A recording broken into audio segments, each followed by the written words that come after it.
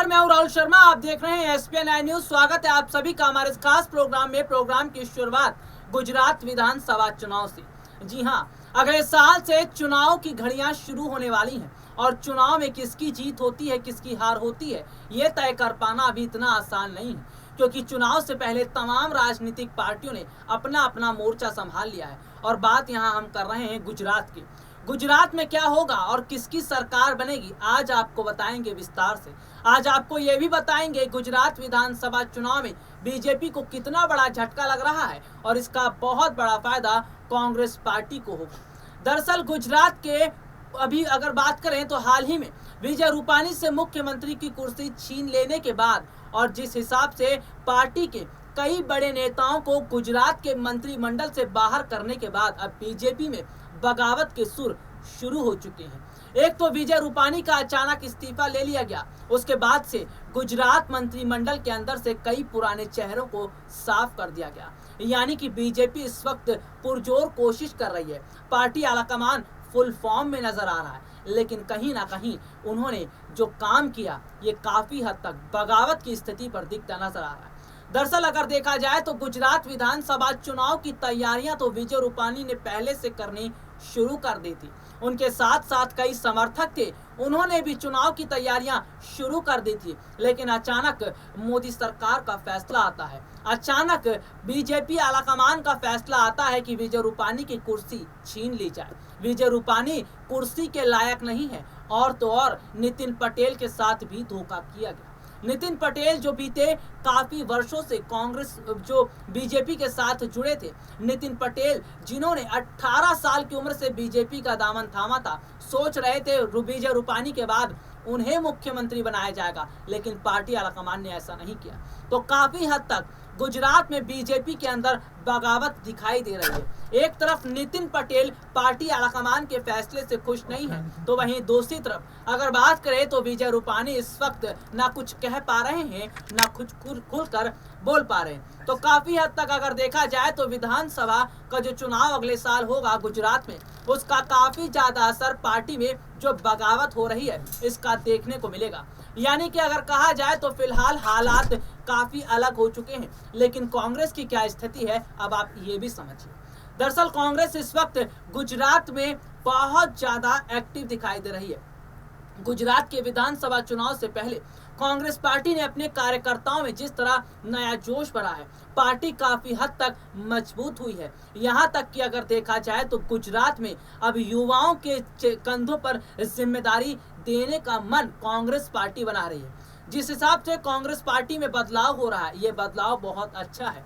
ये बदलाव न सिर्फ आने वाले समय के चुनाव के लिए कांग्रेस के लिए बेहतर साबित होगा, बल्कि अगर बात करें तो गुजरात का विधानसभा चुनाव, इसके साथ ही साथ साल 2024 का लोकसभा चुनाव, इसमें भी असर पड़ेगा। अगर बात करें तो फिलहाल कांग्रेस पार्टी इस वक्त बीजेपी पर काफी ज्यादा हावी हो चुकी है। यही वजह रही कि जब बीजेपी आलाकमान को यह पता चला कि गुजरात विधानसभा चुनाव से पहले कांग्रेस की स्थिति मजबूत हुई है, कांग्रेस ने अच्छा प्रदर्शन किया है, कांग्रेस पार्टी के कार्यकर्ता इस वक्त चुनाव जीतने की नई रणनीति बना रहे हैं और बीजेपी की स्थिति डामाडोल नजर आ रही है। यही वजह रही कि विजय रूपानी का इस्तीफा ले लिया गया। लेकिन इस्तीफा तो लिया गया, लेकिन बगावत कब और कैसे शांत कर पाएगी बीजेपी, ये अभी नहीं तय कर पा रहा, नहीं किया जा सकता। लेकिन आने वाले विधानसभा चुनाव में इसके सुर जरूर दिखाई देंगे। हालात तो यहां तक खड़े हो जाएंगे कि पार्टी के कई ऐसे नेता होंगे जो बीजेपी का साथ छोड़कर कांग्रेस का दामन थाम लेंगे। जी हां, होता चुनाव से पहले कुछ इसी तरह का है। जब पार्टी के अंदर बड़े बड़े फेरबदल किए जाते हैं तो राजनीतिक पार्टी के नेताओं से जब जिम्मेदारी छीन ली जाती है तो वो दूसरी पार्टी का रुख करते हैं। ठीक इसी तरह गुजरात में भी कुछ ऐसा ही हुआ। गुजरात में नए मंत्रिमंडल का जो गठन किया, पुराने चेहरों को सफाया कर दिया गया, नए चेहरों को जिम्मेदारी दी गई। यानी कि नए चेहरों पर ज्यादा भरोसा किया जा रहा है और पार्टी के वरिष्ठ नेताओं पर भरोसा नहीं कर पा रही पार्टी आलाकमान। यानी कि अगर देखा जाए तो इस वक्त स्थिति बहुत ज्यादा अलग दिखती नजर आ रही है। लेकिन कहीं ना कहीं इस वक्त विजय रूपानी तो नाराज है ही, वो नेता भी नाराज हैं जिन्हें मंत्रिमंडल, वो मंत्री भी नाराज थे जिन्हें मंत्रिमंडल से बाहर कर दिया गया।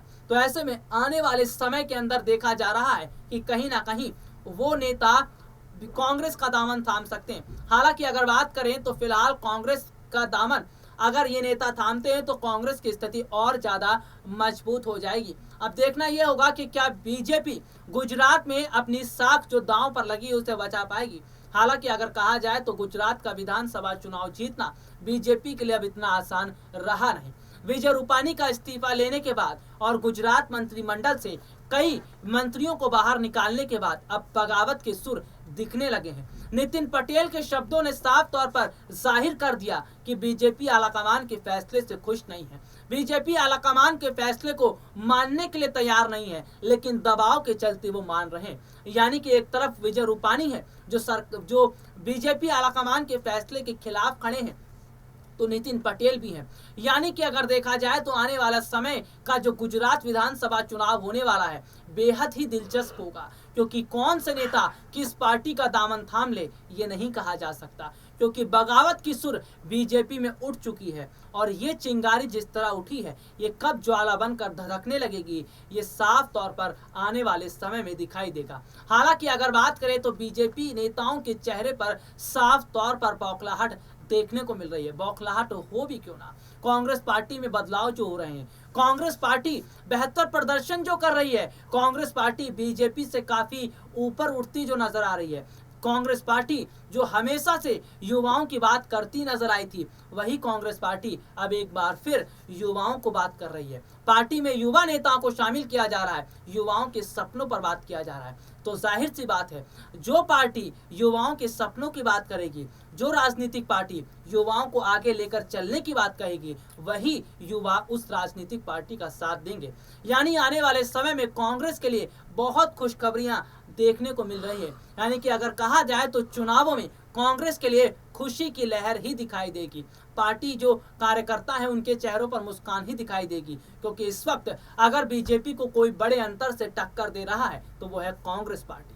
कांग्रेस पार्टी जिसने देश में 70 साल राज किया और जनता भी खुश रही। इन 70 सालों में देख लिया गया कि किस तरह से कांग्रेस ने देश की स्थिति को संभाला, लेकिन मोदी राज में क्या हुआ, देश की स्थिति डामाडोल हो गई। जी हाँ, सरकारी जो सेक्टर थे उन्हें निजी हाथों में सौंप दिया गया। महंगाई दिन ब दिन बढ़ती चली जा रही है, युवाओं के सपनों पर पानी फिर गया है, बेरोजगारी बहुत चरम सीमा पर पहुंच चुकी है, देश की जो जीडीपी है वो काफी हद तक नीची है, लेकिन सरकार मानने को तैयार नहीं है। मोदी सरकार अभी भी अपनी पीठ थपथपाती है और कहती है कि हमने जो बदलाव किया ये बदलाव किसी ने नहीं किया। खैर ये तो आने वाला समय बताएगा कि बदलाव कितना बेहतर साबित हुआ और जनता क्या फैसला लेगी। चलिए आज के लिए इतना ही, आपसे फिर मुलाकात होगी, तब तक के लिए इजाजत दीजिए।